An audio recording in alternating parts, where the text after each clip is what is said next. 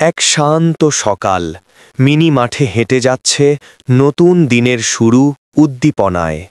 হঠাৎ দূর থেকে রোনো খুশিতে দৌড়ে আসে মিনির দিকে। দুজনে মিলে সবুজ ঘাসে খেলতে থাকে, লাফায়, গড়াগড়ি করে।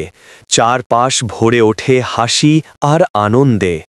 কিছুক্ষণ পরে তারা একই বাটিতে বসে খাবার ভাগ করে খায়, যেন নিঃস্বার্থ বন্ধুত্বের সবচেয়ে সুন্দর মুহূর্ত। সন্ধ্যা নেমে এলে দুই বন্ধু পাশাপাশি বসে রঙিন সূর্যাস্ত দেখে নরম শান্তির আলোয়। ঠিক তখনই এক রাগী গ্রামের লোক লাঠি হাতে এসে রোনোকে তাড়াতে চায়। রোনো ভয়ে পিছিয়ে গিয়ে পড়ে যায় আর সামান্য আহত হয়।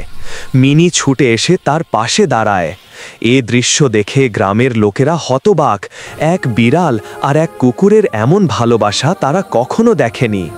দ্রুত ডাক্তার এসে রোনোর চিকিৎসা শুরু করেন, আর মিনি তার ঠিক পাশে বসে থাকে, যেন প্রতিটি ক্ষণ তাকে সাহস দিচ্ছে।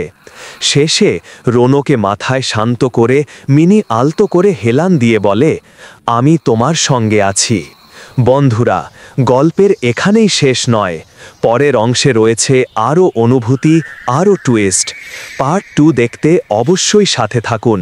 আর যদি গল্পটি ভালো লেগে থাকে তাহলে ডান পাশে লাইক, কমেন্ট, শেয়ার করুন, আর নিচে থাকা লাল সাবস্ক্রাইব বাটনে চাপ দিয়ে আমার চ্যানেল অ্যানিম্যাক্স বাংলার সাথে থাকুন। দেখা হবে পার্ট 2-তে।